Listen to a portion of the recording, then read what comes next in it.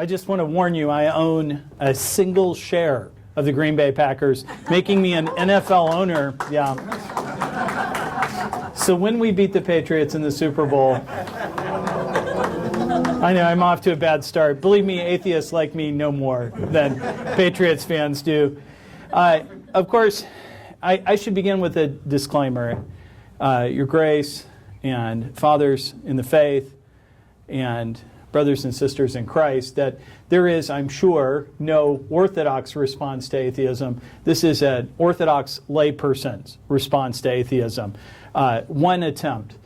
I will say this, I've been dialoguing online with atheists since before there was an internet, before Al Gore invented the internet. There was something called Q-Link, which existed on a Commodore 64.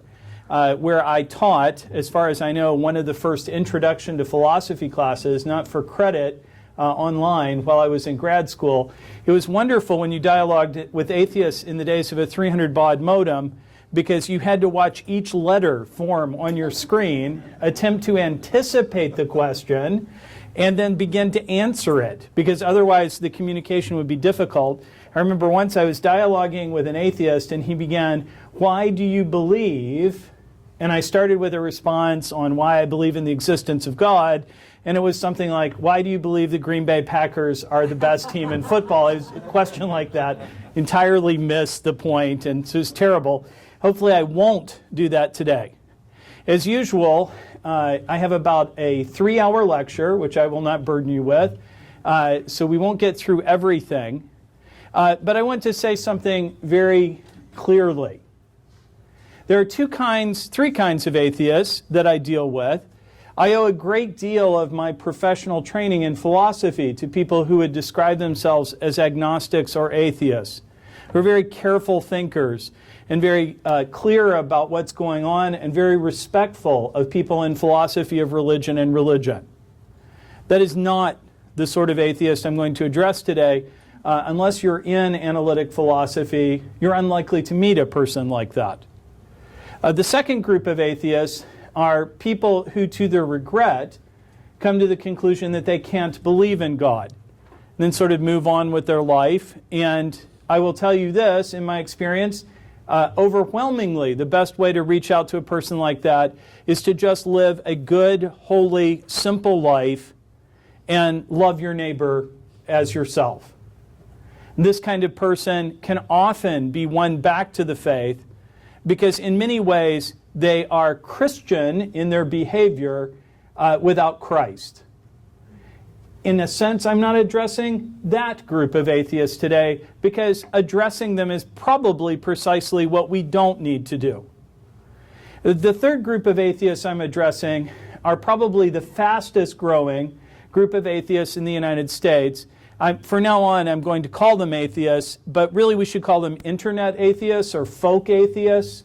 And they're a particularly Western phenomena, or any place where Western ideas become dominant. My old joke used to be that any place where there are many Southern Baptist preachers, there are many atheists that come from their children. But that's not a nice thing to say. I usually am saying that to Baptists, and it's okay. Wonderful thing about finally getting to talk to the Orthodox is I get to say everything I think. I feel sort of liberated. Probably the Packer reference came from there, so I must constrain myself as we go because I feel so liberated that I get to say what I please. I'm usually talking either to secular people, where I'm trying to be careful not to be offensive that way, or to evangelicals or Catholics, where I try not to point out their deep schism and heresy. So, why talk to internet atheists? I can tell you from the 80s forward, and if you go into my blog or look at places where I'm engaged in dialogue, what you won't see are lots of people thinking I'm a reasonable chap and coming to the conclusion that Christianity is reasonable. In fact, what you will see is a lot of name-calling, a lot of very violent assaults, some of them even a little scary. I blogged for a long time for the Washington Post until I got way too Christian for their On Faith section. I began one post by pointing out that members of the Orthodox Church had been murdered by atheism, and I couldn't get that sentence put online. I kept trying and trying and trying, and they kept saying it wasn't atheism, it was communism. And I ended up with so many citations that it became not a blog post, but well on its way to an academic paper. I'm not sure I ever got that sentence printed in the sense that online things are printed. So some people look at that and say, well, what's the use in making the kind of argument in discussion in a coffee shop or in your workplace with one of these hostile growing group of atheists? Let me point out that, first of all, as far as we can tell, they are growing. Atheists were hard to measure in the United States when I was a little boy, to the point that a measurable group of this tiny 2% of the population actually believed in heaven. I think probably people from my home state of West Virginia saw atheists and said, that's right, I'm not a Baptist, I must be an atheist, and just filled in the blanks. So it was such a small group that they were actually hard to track. As far as we can tell, at this point they're 7% of the population. And because they tend to be concentrated in certain academic areas, and since other groups of people simply won't say they're atheists because there still exists a stigma in parts of the United States, my guess is that the number of what we might call folk atheists might be as high as 15% in the United States.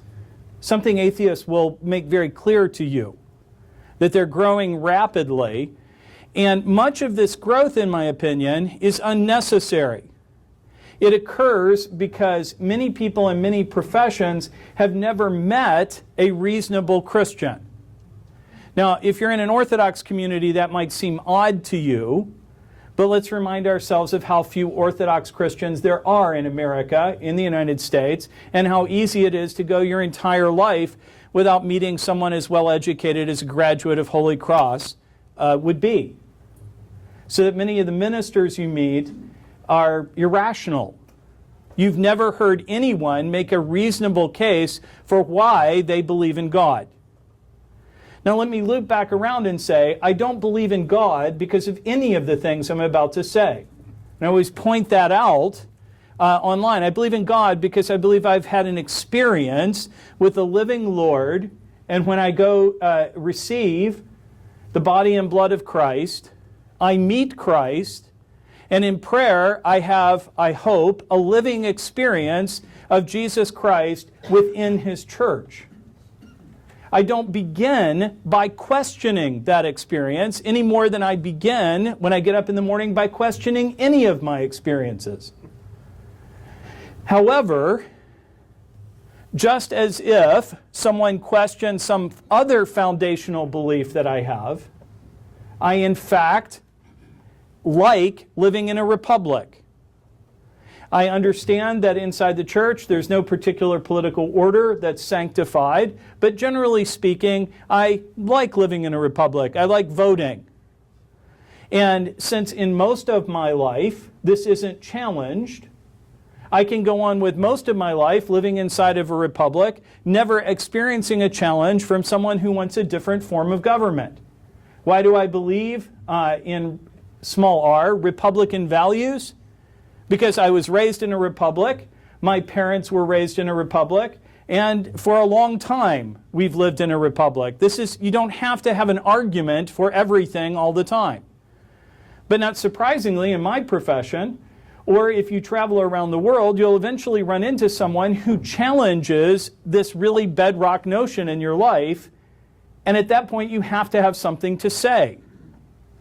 You can't just assume you're right. After all, some of our experiences, some of the things that we use to interpret our experiences, not so much our experiences, are wrong.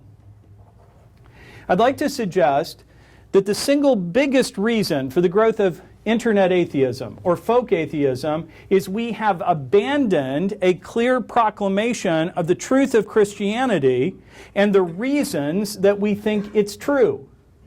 The wonderful thing about speaking at a place like Hellenic College is this marriage between Greek culture, Athens, and Christianity is part of the very DNA of this place. You may take this for granted. Most American Christians cannot.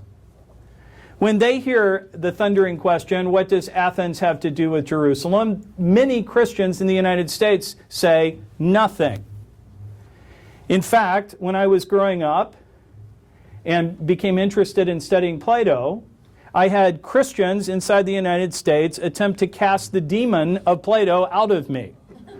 This may have been a good thing. It may not have been a good thing. But I think it was mostly a bad thing. A sort of strain of anti-intellectualism exists inside of American thought, not just inside of Christianity, but in general. We are hostile to experts.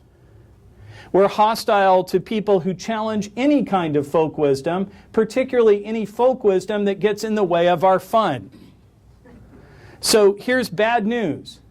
The more Americanized the church becomes, for good and bad, the more it takes on American DNA, the more likely you are, fathers in Christ and fellow lay people, to experience folk who do not take your authority seriously at all if it contradicts what they enjoy.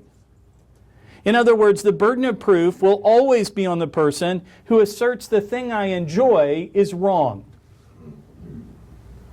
Because it's a uniquely individualistic culture that's hostile to experts, and that includes in science. You'll notice that even in groups like folk atheists who allegedly love science, that folk beliefs like anti-vaccination beliefs can become widespread because any authority, even the authority of science, that gets in the way of some inclination an American has, is quickly challenged, even with very little thought whatsoever. Now, this is difficult because inside of our communion, rightly, there's an emphasis on expertise, on prayer, experience, speaking out of real, authentic faith and experience that's the product of years, of decades, not of a microwave-type spiritual experience where you go in, insert the human being, punch the right buttons, and bing, you are fully holy. But we're going to have to accept that more and more in the American experience, real experience is not valued as much as my experience. So there's my disclaimer. Let's quickly look at why I'm not an atheist. I'm not an atheist fundamentally because I can't make any sense out of my experience. But since I'm often wrong of how I interpret my experience, I've stepped back and said, okay, here are some simple reasons, relatively simple reasons, I'm not an atheist. First of all, I think atheism presupposes a bad epistemology, that is, theory of knowledge. A theory of knowledge that can't work. When you discuss reason, faith and reason, with an online atheist, I want to warn you of something, and it's something I've never succeeded in changing an online atheist mind about. Reason equals skepticism. It just is skepticism, being skeptical. And faith is believing something that is impossible. Now, you don't have to tell me that as far as I can tell, no serious Christian in no serious place at no serious time has ever believed that was a good definition of faith. We have existential philosophers who say things that sound like that, but it's much more complex than the little slogans. We don't believe that faith and reason are utterly incompatible and at war with each other, properly understood. But if faith just is believing things about which you cannot think, and skepticism is the only way to be reasonable, being skeptical of every claim, then you do have a tension. Now again, let's step back. If people can't be persuaded that those are wrong definitions, why bother to engage on the online dialogue or in the dialogue over coffee when you're so likely to lose? Because for every person who comments online, I want to be plain on this, I used to have people on the Washington Post. You can go look at the history. I'd write, God exists, here's why I think God exists. 45 people would comment and engage in dialogue, none of whom would agree with me. All of whom would think I was stupid, eventually point out that I was overweight, go on and on. It's just terrible. I have creepy eyes. I mean, it went on and on. It was very strange. And then at the end of the discussion, they would say, it must be very discouraging to be you when no one agrees with you. Well, I want to point out that hundreds of thousands of people were reading that thread. 45 people would periodically comment. And I can point you to research. People that comment on threads that other people write tend to be wacky. They're not the average person. I used to do talk radio, and they said, if your friends like the program, we're going to kick you off the air. Because you are weird, or we wouldn't let you host a program, which means your friends are weird. But then the second worst thing you can do is actually talk to your callers, because your callers are even weirder. It's a very unusual person who frequently calls a talk radio show, so don't talk to them. Talk to the hundreds of thousands, this was LA, of other people listening to the program that will never call into a talk radio program. Get a thick skin. When you engage in this kind of dialogue at work, you're not talking to the person. Keep your cool. Never get personal. Never attack. Because there are hundreds of people potentially on your blog, or many people at work watching, and you're winning them away from folk atheism. And to tell you the truth, they're not going to become academic atheists.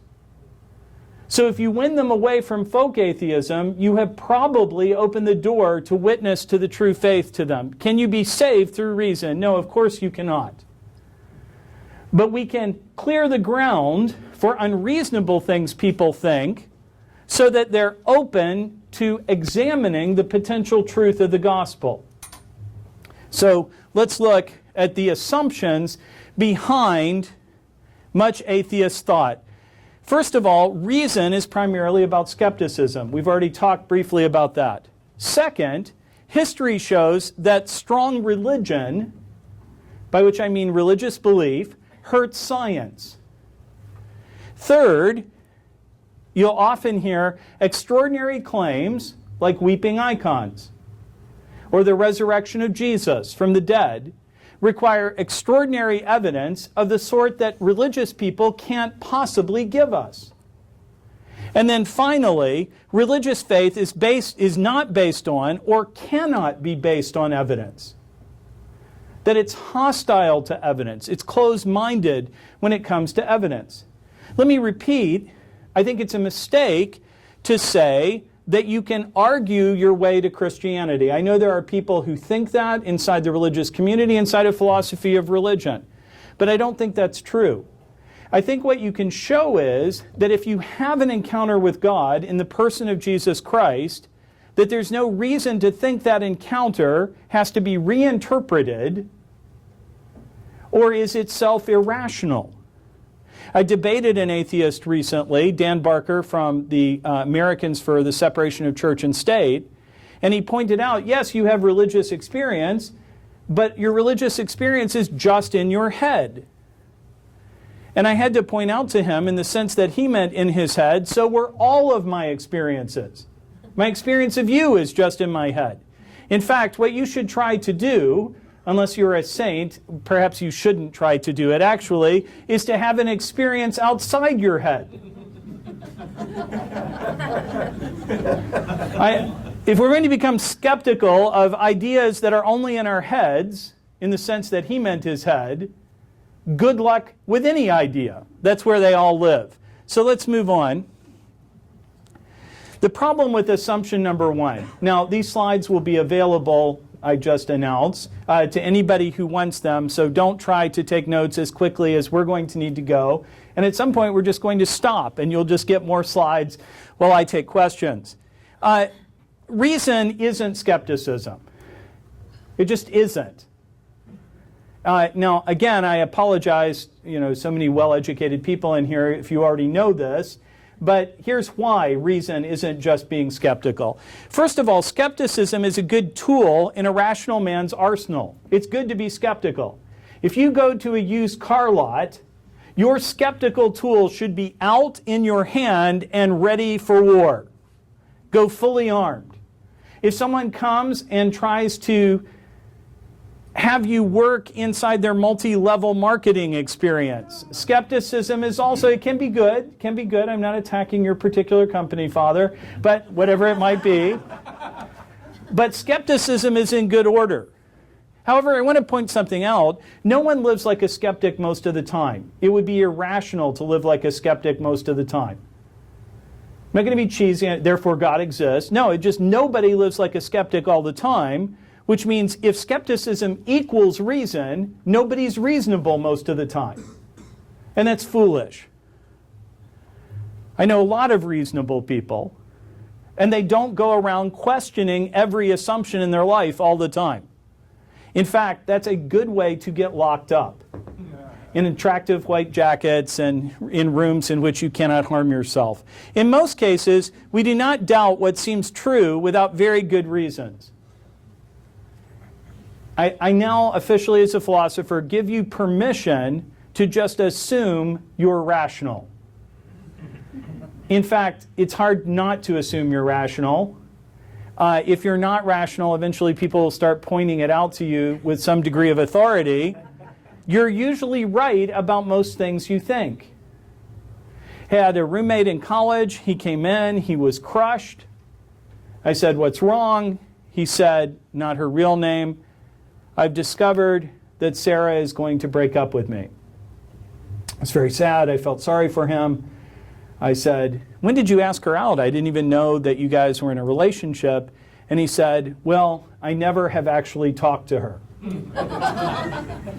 And I pointed out that, in fact, you can't break up with somebody you never were together with to begin with. So it turns out that while most of your interpretations of your experiences are true, not all of them are. He had been carrying on what he believed to be a relationship with a woman by smiling at her in the lunch line at the Bible college we attended. He would smile at her, she would smile back, and their love in his heart blossomed. Only he discovered that she was nearsighted and took him for someone else. It was just I'm sorry, it's just a sad story. I don't mean to burden you with that this early in the morning. Usually I get asked this question: if what seems true isn't always true, I mean, aren't there things like the flat earth? The earth looks flat-ish as you go out. First of all, I point out that the ancients, see Aristotle, knew that the earth was not in fact flat because our observations very quickly show us it can't be. At least perfectly flat. At least, see pre-Socratic philosophy, needs to be curved like a shield, an ancient shield, because of direct observations. But the other point to make is, go ahead and live as if the earth is flat anyway, you do. The sphericity of the earth doesn't come up much in my daily life. Now, I'm about to fly back to Houston, and then I assume the sphericity of the earth will matter more to someone involved in my life. But actually, in the little can they're going to put me in, it won't show up there either. Now, do I believe the earth is spherical? Of course I do. I'm a Platonist after all, and he did. So that's not a problem. It's just that it's okay. You don't always have to. So this is true, but it doesn't seem to be true. We talk about the sun rising and the sun setting, and we don't always insert a little asterisk that says, yes, we know it's not doing that. Because in this case, the appearance is all that matters, right? It's the appearance we're talking about. It seems to rise and it seems to set, so this isn't nearly as fatal as you think. And finally, historically, science is or was as much a product of belief as it was of skepticism. This actually is the most important thing to try to get through people's heads, but it also will produce the most hostility. Do your homework if you need to. The growth of modern scientific method depended on traditional Christianity. And this is where being Orthodox is awesome. At some point in this conversation, someone will introduce the Dark Ages. And you can say, well, at least until 1453, classical education and study continued nearly without interruption in Constantinople. And we did our best in places like Florence and Venice to educate you, and you kept resisting it for different reasons. We got something called the Renaissance started, for which we get no credit whatsoever normally. But what Dark Age where? And of course we know that scholars, even in the West, no longer use the term Dark Ages because it was such an uneven phenomena. Really is the term a product of a sort of pride in Enlightenment thinkers that they were at the apex of human civilization while they joined weird free Masonic cults and worship flutes and things like that. I try to make any sense out of people who try to live by reason. The growth of the modern scientific method, I think without debate, depended in part on traditional Christianity. If you eliminate all the traditional Christians from the formation of modern science, you're not going to have a lot of people left. Of course, there were contributions by other traditional monotheistic faiths like Judaism and Islam. There were a few people that were merely Neoplatonic, that is, they believed in God, but weren't traditional Christians. Almost no one was an atheist. Now, atheists are going to say, well, that was because you couldn't be an atheist safely. First of all, that's disputable. But second of all, there's no reason to doubt the sincerity of most of the people's faith we're talking about. And all we're trying to refute is not the idea that Christianity is necessary for the continued existence of science, but that faith wasn't hostile to the birth of science. We're not making a huge argument. But remember, most internet atheists believe that as science goes up, what happens to religion?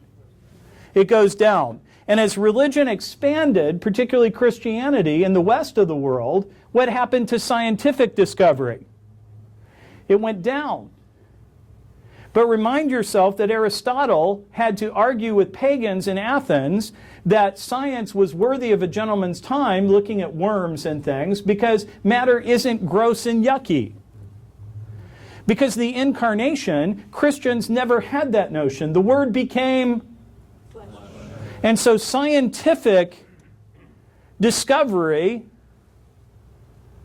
became a matter of holiness, of goodness. Christians could venerate nature without worshiping it. Because if a tree is your God, you cannot break it down to study it. But if a tree is also gross, stupid material stuff, and only spirit is good, then why bother with science? Christianity, through the incarnation, the one thing I think that you cannot find in Plato, idea, dignified nature without making it a god to be worshipped. Also, some important assumptions. For example, Occam's razor, don't multiply entities needlessly, or put crudely, simple explanations beat complex ones. Mathematics, why does math work? Math isn't empirical, it's not scientific. Why does it work? In fact, the existence of numbers is very hard. They do exist. Overwhelming evidence that numbers exist. But numbers can't be discovered scientifically. Only assumed. Now, the number one is a lot weirder than personhood. You deal with immaterial personhood all the time. You are one. Now, you're a body and a soul and a body. They go together. They interlock. But your soul isn't just your body. Ideas can't just be reduced to neural states. 2 + 2 = 4 can't be found inside your brain. Now, these are complex problems, but notice materialism hasn't solved them. And they're the sorts of things that the truth of them came out of believing in God and a dualistic, in the proper sense of dualism, view of reality. That is, there is a spiritual realm, a God, and a material realm that doesn't freak us out.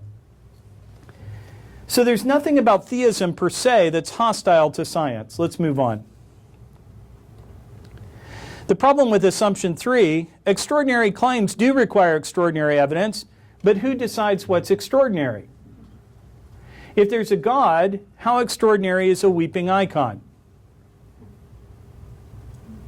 If Jesus was who he said he was, and he gave evidence prior to his death that he was who he said he was, how extraordinary is it that he rose from the dead? Now, it would be extraordinary if I rose from the dead, because I show no evidence of being the Son of God. It's the old joke, right? It's you're looking at a politician, there, but for the grace of God goes God. You know, it's not, I hate to say this, this is a big theological insight. You are not God. And so if you do extraordinary things, that requires extraordinary evidence, unless what? We have reason to believe that God lives within you. And then God within you, as you become like God, makes it not so extraordinary that some unusual things would occur in your life. The problem with atheistic assumption number 4 is religious belief, like any other belief, need not depend on evidence, but can utilize it. What do I mean by this? I have good evidence my wife loves me, but I'm not sure. I have had friends who believed their wives loved them, and this is just horrible thought, it turned out to be wrong. Now notice, I have a lot of evidence that my wife loves me. I have huge evidence that she didn't marry me for my money. So I'm a philosopher. That's impossible. The only difference between a philosopher and a pizza is that a pizza can feed a family of 4, and a philosopher cannot. And for all that's holy, she surely didn't marry me for my looks. But people do weird things for bad reasons. And I never take for granted that I'm right about it, but I have to live based on the assumption, based on evidence. Now notice that if I believe my wife loves me, I start making secondary beliefs based on the fact that my wife loves me. Like, if I fly away and am gone for a weekend, everything will be okay. For which I may have no evidence at all except this fact: my wife loves me. In other words, I have a secondary belief for which I have no direct evidence that depends on the thing I believe primarily, in a kind of web of belief that coheres. So when an atheist tells you, I only want to believe things based on direct evidence, good luck with that. And if your quest is for certainty, I'm just going to suggest to you, forget it. I was in a world-class epistemologist class. If there's one thing the University of Rochester did well, it was epistemology, theory of knowledge. And some kid in the back of the room, it's like a freshman, said, how do I know I'm not in a brain in a vat controlled by an evil scientist on the planet Mars? To which my first thought was, if all this scientist can think of is Rochester in the winter and a philosophy class, he lacks imagination. That was my first thought. Just yuck. What is really an evil scientist? But the world-class epistemologist said, and I can't repeat this, Father, I'm sorry, why the blank would anyone believe that? Now, in a way, the student was right. That wasn't actually a response. It was something like this: if you want to be radically skeptical, there's never going to be an argument that shows the Cartesian evil demon isn't sitting on your shoulder deceiving you. Just there's no good reason to think that's true, and you can't live that way anyway. It's like Calvinism. You can pretend to be a Calvinist, but then after you're done smoking a cigar and having a beer with your Calvinist friends, you leave and pretend you have free will. So, okay. Let's skip that slide. Here's what I think we should have. We need an epistemology of belief. Now, this is a weird thing for me to say, and this is the end. So hang in there, and then you can ask questions. Science is awesome. Science is good. Science helps us do things we should. So hooray for science. Does everyone get that? Does John Mark hate science? No. Hooray for science. But science is a way of discovering things about matter and energy. The further the scientific methods, and there are several, move away from studying matter and energy, the softer the science becomes. See the social sciences, where recently there's even been some difficulty wondering how many experiments are actually replicable, even very famous experiments in the social sciences. Again, I'm not attacking the social sciences, I'm just making this claim. The further you move from physics and chemistry towards ideas or life, the softer the science becomes. Another way to look at it is the less mathematical it often becomes. Math works less and less well as you get there. Math itself is, of course, an idea. So the scientific methods work very well when it comes to science, where we would expect them to work. But we need a different epistemology to live as human beings. And this is the one we actually use. And I call it an epistemology of belief. That is, to believe a thing is not to know. That is, to have Cartesian certainty, to be sure. But to put provisional confidence, faith, in it. And that in general, here's the long bit, it's acceptable to believe a thing merely because you wish to do so, if it does any work at all in your worldview. It's working for you. Assuming what? There's no good reason to doubt it. In other words, even the flat earth works that way. Go on treating the earth like it's flat until when? You have good reason to doubt it. I'm often asked, well, this way you could believe in Santa. Ready? I'm just going to swallow the camel. Go ahead and believe in Santa, what? If you want to. Now, to tell you the truth, I do not want to believe in Santa.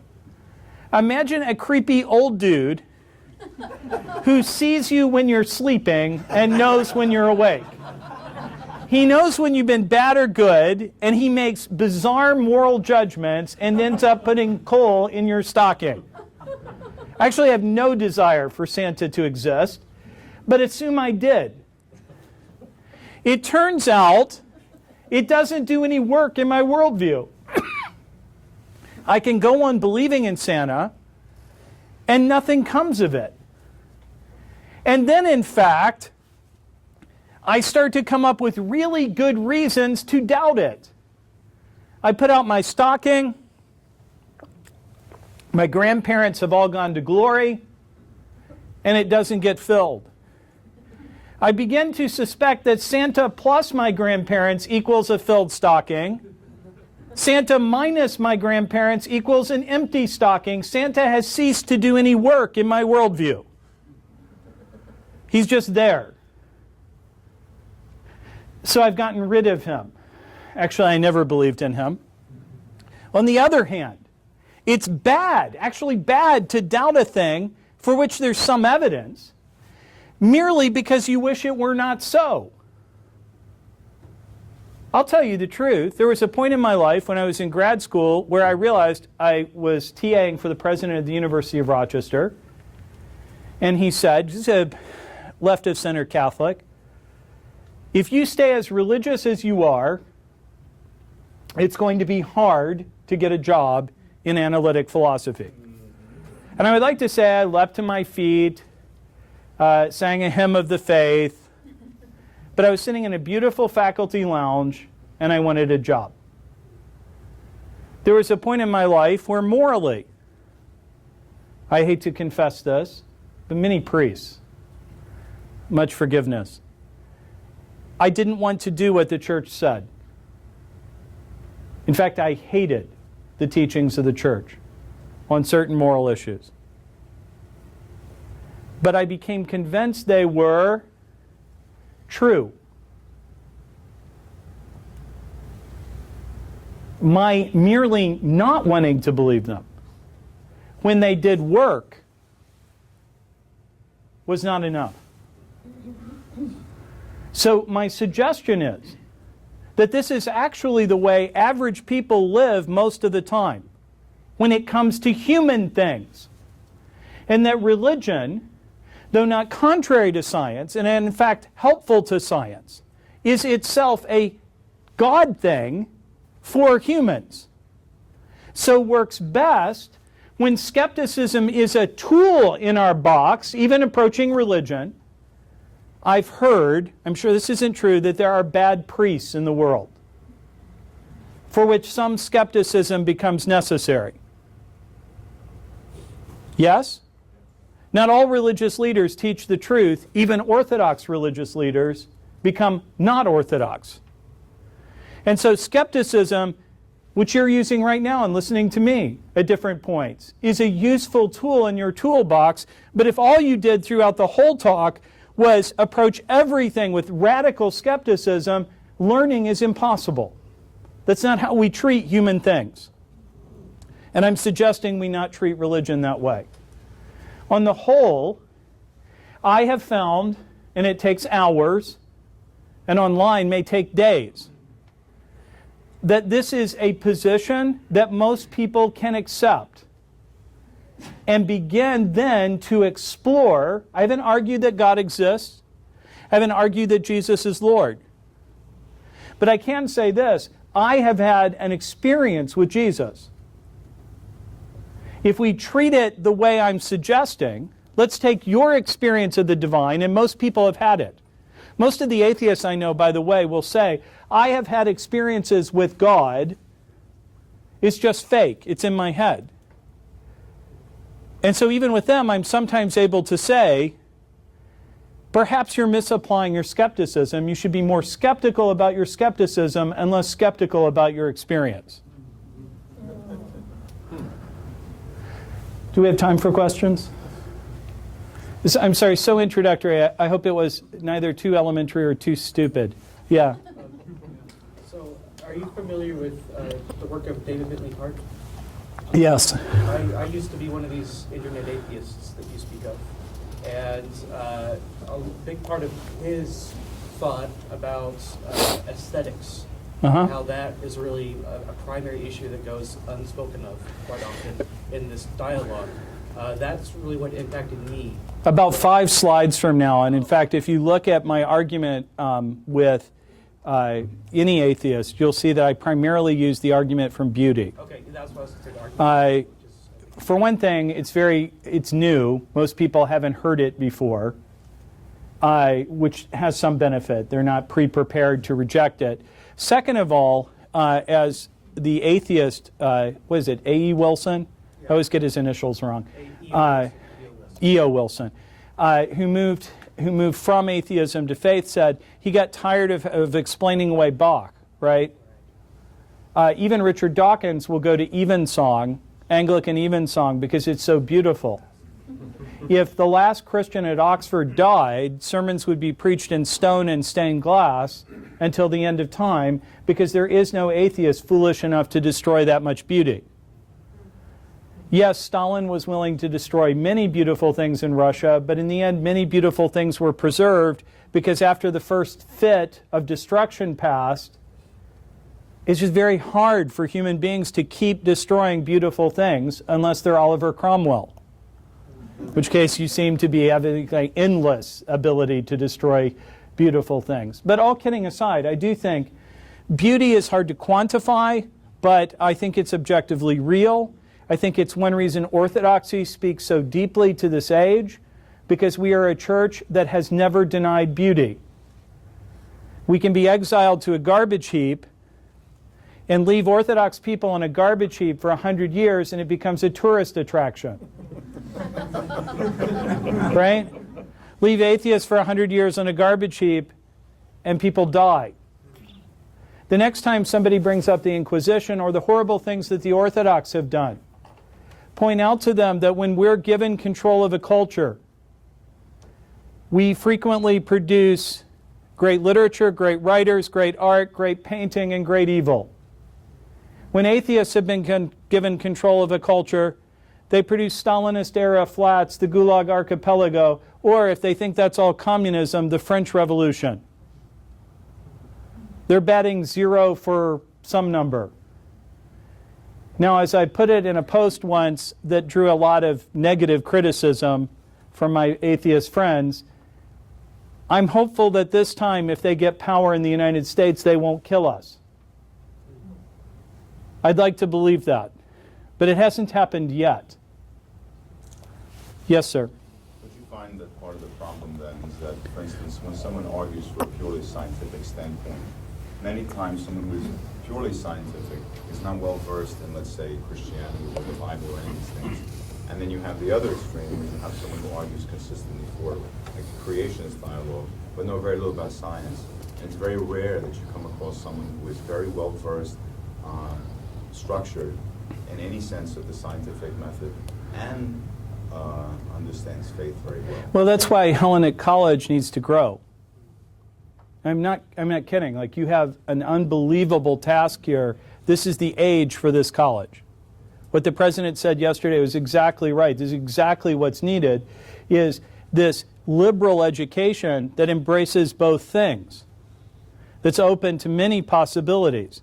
I will say this. Most internet atheists are proud of their ignorance about religion through something called the Courtiers Reply. That is, why do I have to study how to make invisible cloth? So someone says, the emperor has clothes, stop saying he doesn't have clothes, you just don't understand our methods of making clothes. To which the reply is, no, the emperor still has no clothes. I don't have to know anything about your mumbo-jumbo defending something that's obviously wrong. Notice that means Richard Dawkins, who is embarrassingly ignorant of Christian theology, can say, I'm proudly ignorant of Christian theology. What could it possibly teach me? But the ability to talk oneself into saying that what ain't so is so. Now, how does one respond to that? Notice there will be no possible response because it's circular. It depends on knowing that nature is all there is, was, or ever will be, and ignoring numbers, pretending they exist, but that's a kind of weird thing, so forget about that. So you don't have to deal with theology. Now, there's nothing wrong, actually, big time, with a circular argument. Everything, I think, in the end becomes fairly circular. It's not viciously circular. You can just point out to your atheist friend, okay, all you've said is because atheism is true, I don't have to deal with any religious ideas. But notice, if you're wrong in your first assumption, you'll never escape it. And the nice thing about being a theist is I can consider atheism. Let me say a strong thing. And now I speak as a philosopher, not as a member of the faithful, so pardon me if this is offensive. If the weeping icon that comes today is valid, if it's not a fraud, or a product of some weird scientific phenomena we don't understand, then materialism and naturalism is false. That one icon. One miracle. One. And we might be right. Which means an internet atheist has to deny every potential miracle from Lourdes to your life. You're either lying, deceived, or overly hasty. Now, I want you to pause and see if that strikes you as terrifically plausible. Forget theology for a minute. There are no ghosts. There are no angels. There are no gods. There are no supernatural experiences of any kind that are actually supernatural. Because if there's one, folk atheism is false. You have to have an airtight argument. Because if you come tonight at 5 o'clock and the weeping icon weeps, you got big trouble. Now, notice it won't change anyone's mind because you develop this when we know it's a fraud. Yes, ma'am. You said earlier that the more American the church becomes, the less effective. No, the more it will have this problem. Okay, could you talk about that a little bit more? Yes, Americans, here's a good thing about Americans. And my family has been here since 1621. So whatever problems, we've got them in spades, so forgive me if I have them. Americans have this good cantankerous inclination that if somebody tells us not to walk on the grass, we want to smoke it, roll in it, jump up and down on it. We love what, you know, if you're in England and one person stands still, everyone lines up in a queue. In the United States, they run over you, right? Why are you standing here? The best way for me to get my students to read a book is to tell them not to. But there are cultures where that's not true, right? The professor says, this book isn't worth reading, it's stupid. Most of the students wouldn't read it. Actually, that happened with my children. They were raised in such a way that I told them, here's a set of books. They're not very well written. You can read them when you want to, but you have to talk to me about them. No one read them. A more typical American kid response would be what? Those are the very books I most want to read. Now, that cantankerousness is helpful when experts do bad things. But notice it gets us into a lot of trouble when Americans try to, we must have enough medical doctors here to know that people are Googling their diseases and coming in and telling you what to do. That's a very American thing to do. Or they're getting weird diseases, right? They look at all their symptoms, they Google them, and discover a la house that they have, you know, the macabre spider from sub-Saharan tropical Botswanistan has bitten them, and they have developed interlinear cranial epistemological crisis. Yeah. Yes, sir, in the far rear. Wonderful presentation and just absolutely essential in terms of like a sort of philosophy from the inside, you know, how it really works. My question is tactical. A, have you written the book? And B, what other books would you recommend that do the same? This is just, I mean, it's A, how I want to think and how I want to be able to talk to other people about how to think, because it is, as you pointed out. So we're giving you the book. I wrote a book called Against All Gods. It's very short. It's for like high school with my friend Philip Johnson, who's a Berkeley law professor, Pizer professor of law at Berkeley, that deals with some against all gods, what's right and wrong with the new atheism. What's awesome about the new atheism? Boy, if there's something terrible, it's moral therapeutic deism.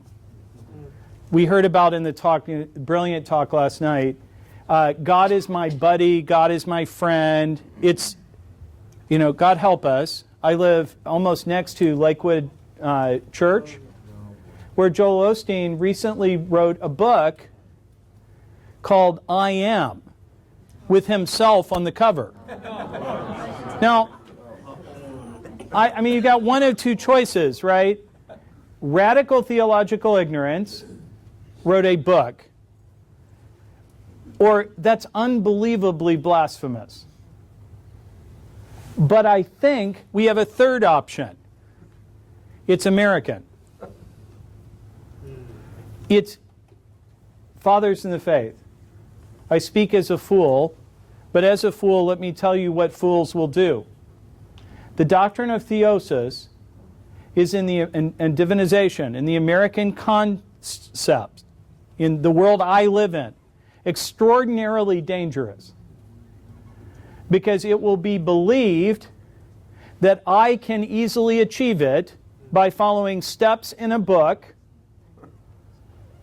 You know, if I read Way of the Pilgrim 15 times, get a prayer rope, wrap it around my arm very tightly. If you did that, I'm not condemning you. I'm just saying, and develop a Russian accent. So you think I'm making this up? I was at a church, I won't say the denomination. I was standing in front of an icon of the Mother of God, and I struggled with heart palpitations, and I was very sick.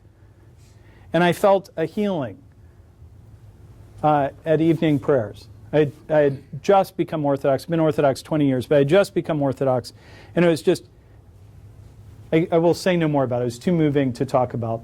And I was coming out, and I go to a particular church, and a person grabbed me, and in a barely understandable Russian accent, rebuked me for the liturgical practices of my home parish. And as I walked away with my friend, subdeacon, I said, yeah, well, we have to, it felt very great, felt very low. And I said, you know, I have to be careful. I'm just coming into the faith. I don't understand it. And this person comes from a country where he experienced huge persecution. You know, who am I to judge? Unfortunately, the person's name was Smith. They had never been, not their real name, but it was like that. They had never been further east than Pacoima. They didn't speak Russian, but they looked a lot like Rasputin. I'm not kidding. Like, they were the most Orthodox person I've ever seen. And perhaps the least Christian. So, pardon all of us. If you tell us a doctrine like that, Father, we'll think you're smart Joel Osteen. There was a reason for all those stories. That's what I want you to see. And that we can microwave our way to being gods. We, after all, invented Mormonism here. And I'm continuously having to tell my Mormon friends, I've done dialogue in Salt Lake City where I was invited up by the church, stop talking about theosis.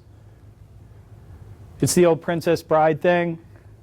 You keep using that term, I'm not sure you know what it means. Stop doing that. So that's a very dangerous doctrine for us, Father. And I think that's what we're doing. I think we're becoming gods through science. That's transhumanism. Last question. Time? Okay, a couple more time. Yes. So I really appreciated your talk, what you had to say, and I feel like it really helps me give answer to a lot of the common complaints leveled by your average internet atheist. And I absolutely also agree that religious experience is, the number one verifying factor, or at least should be, for the believer, for the Orthodox Christian. But what do we say to those atheists, and this is a very common one I've encountered? They say, well, Hindus have experience of Krishna, nut jobs have experience of alien abductions and stuff, so it must all be mumbo-jumbo. Yeah, no, it's a good point, but a lousy argument for this reason. What we're not disputing is the experience. What we don't want to fall into is the error that certain kind of fundamentalist Christians make when they say something like this: everybody's religious experience is false but mine. Well, that's dumb. Everybody's religious experience is real. The question is, do you interpret it correctly? I have no reason to believe that Joseph Smith didn't have some kind of experience in Palmyra. Went to the University of Rochester, went down there all the time. Was he also a con man? Maybe. Looks like it. By later life especially. But early in his life, why? I don't get into spending tons of time saying he didn't have a religious experience. Now, what do we make of it? the interpretation of that experience. The other thing I want to say, and this is where Mormonism wouldn't work, any religion that's been around for a very long time in a great culture, I think, and again, I speak as a philosopher, not as a theologian, is bound to contain many truths. So I'm often asked, do you think all world religions are false? It's a bizarre question.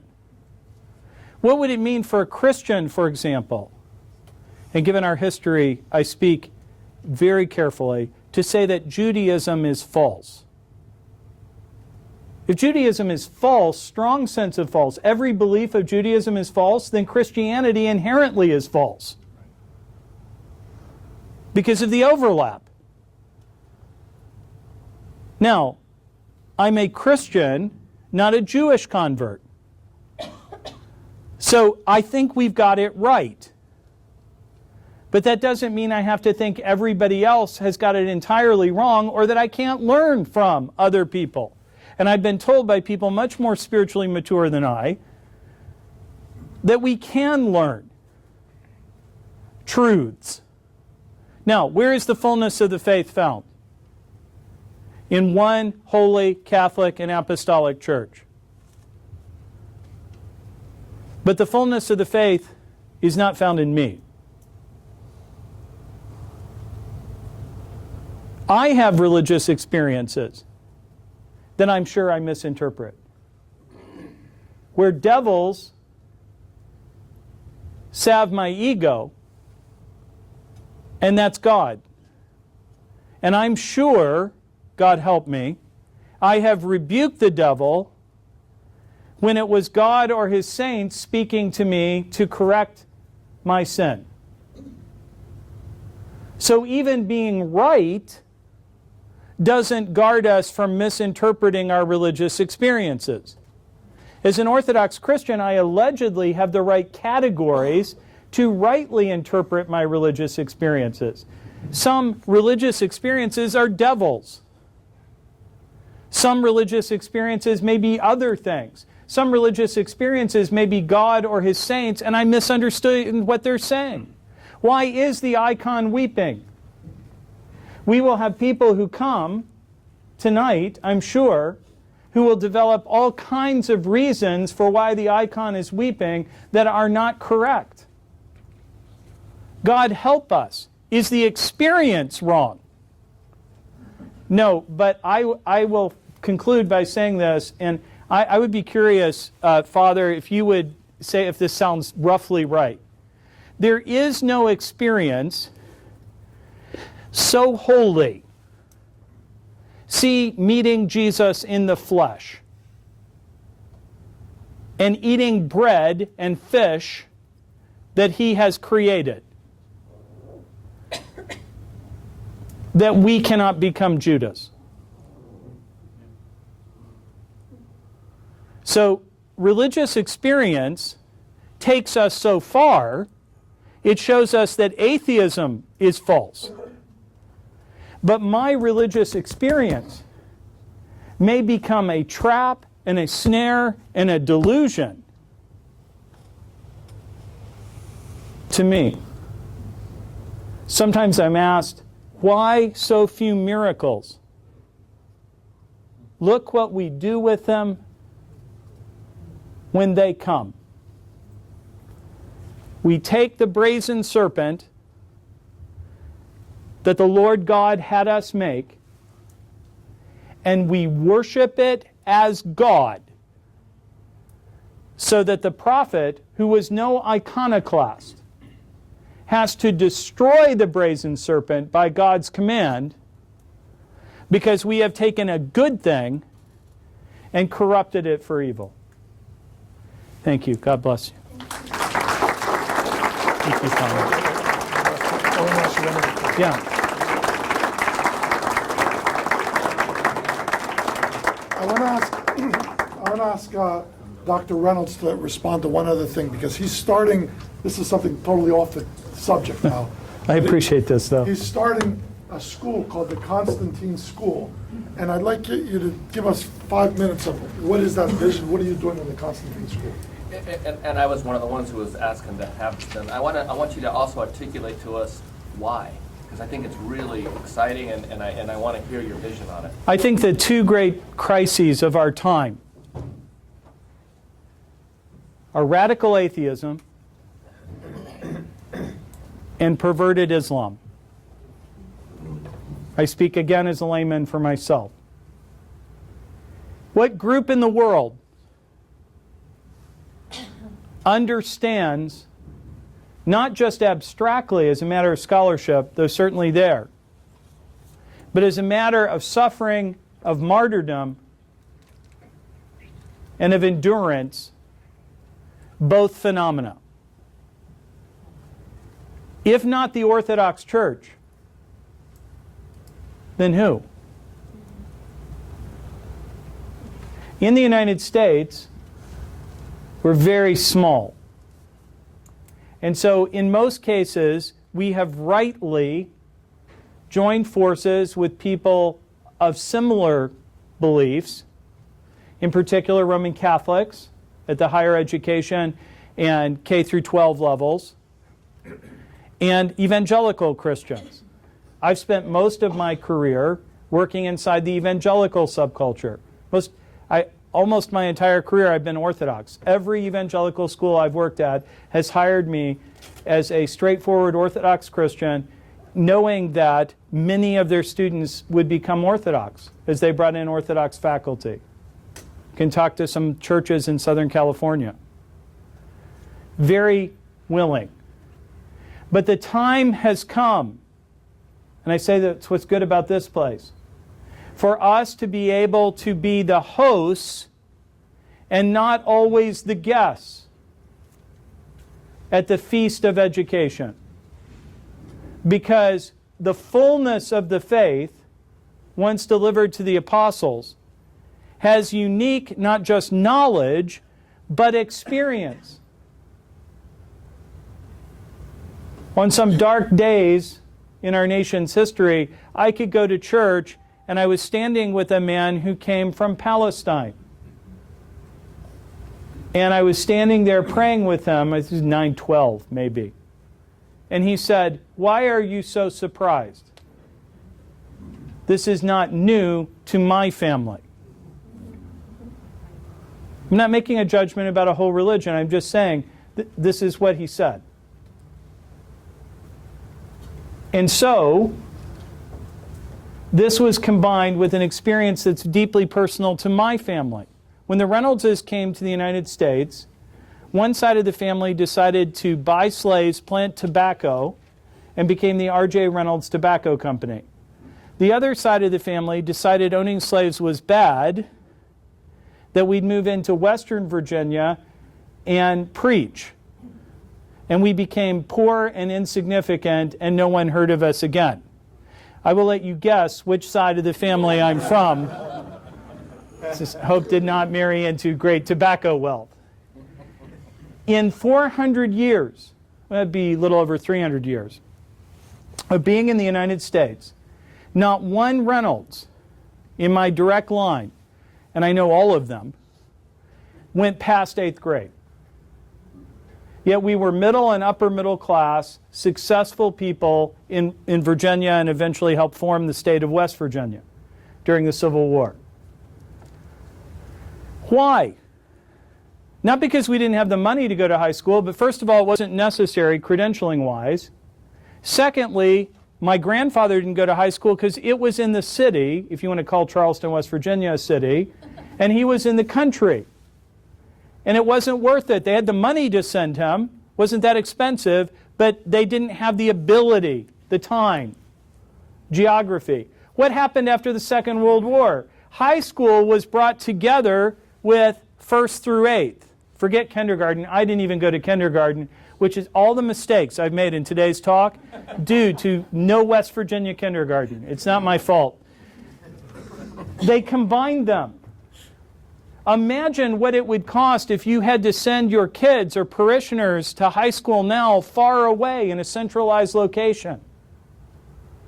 My suggestion is, and I've somehow convinced a group of people that it's true, that technology now allows us to take undergraduate education, combine it with K through 12 education in what amounts to K through 16 education, driving all the debt out of education. We can teach people to read well, write well, think well, be numerate and scientifically literate. If they want to specialize, by golly, I sit next to Rice University. Finish there. Or I sit next to HBU, Houston Baptist University, as a world-class nursing program. Go become a nurse. But take your general education debt-free with us. Or take a year to get deeper in your faith with us. So the vision behind the St. Constantine School is Houston has very poor government schools. So every private high school and elementary school that's any good has a very long waiting list. And sadly, there's only one Orthodox school, K through 8, in Houston, Annunciation. Fantastic school. Boy, we aspire to be as good as they are. But their waiting list is so long that there are members of the Orthodox community that can't get their kids in. And then because the waiting list is so high and the quality is so high, it can cost tens of thousands of dollars to go there, which if you're a Reynolds, maybe not so much. You could go. So our vision is to run K through college education, fully accredited, with elementary school coming in at about $8,000, $5,000 to $8,000, and college being about $10,000. This cannot be done and play football, which may be illegal in Texas. We don't know yet, but we're working on it. This can't be done. Every place I've worked, I think the fewest number of vice presidents at any school I've worked at has been 13, which means I worked at small schools. My good friend Phil Johnson, clerk for Earl Warren on the Supreme Court, and then went to Berkeley to an endowed chair by the time he was 30. When he started at Berkeley Law School, he told me they had a dean, an associate dean, and 2 people they called back then secretaries. That was it. He doesn't even remember how many deans they now have, administrators. But the quality of Berkeley Law School has not increased. If anything, it's decreased since the 60s when he went. So our job is to drive middle management out of education. That means my job for most of my career. So the vision is this. That's the plan. What's the vision? Imagine Houston. In the 18th century, if you wanted to see the future of America, you went to Philadelphia. In the 19th century, if you wanted to see the future of America, what it was going to look like, the centennial year, you went to Chicago. And in the 20th century, if you wanted to see the trends, you went to Los Angeles, where I started my career, the Golden West. I believe is the energy and medical capital of the world and the capital of the Caribbean basin, with the Panama Canal expanding so that much of commerce is now bypassing the West Coast, going through the Panama Canal and landing in Houston because it's in the middle of the United States. I'm 3 hours from New York City and 3 hours from Los Angeles by flight. That Houston is rapidly becoming the American city of the early 21st century. What if the Orthodox innovated, drove the debt out of education, provided an education for the most diverse city in the United States, Houston. My last job at HBU, 6th most diverse university in the United States. Not Christian, university. If we open, we will be the most diverse school in the country because that's Houston. Talk about a mission field. We'll have Muslim students on our waiting list and attending because they'll want to come. But we will be Orthodox. Morning prayers, evening prayers. For those who can receive, service once a month. And the fullness of the faith taught to a group that just numerically we can expect to be 80% not Orthodox. I can tell you my experience, the pews will be filled with converts. Help people's children, and what? The parents will follow. Grab them in college and become a spiritual father or mother to them. Hope has served tea to more college students than any human being on the planet. And they will imitate. This is our opportunity at a place like this school, which with its great depth and experience we could never hope to match, needs to lead. But for the Orthodox in Houston to be the hosts and not just the spiritual guests at someone else's institution. Hope that wasn't too much of a commercial.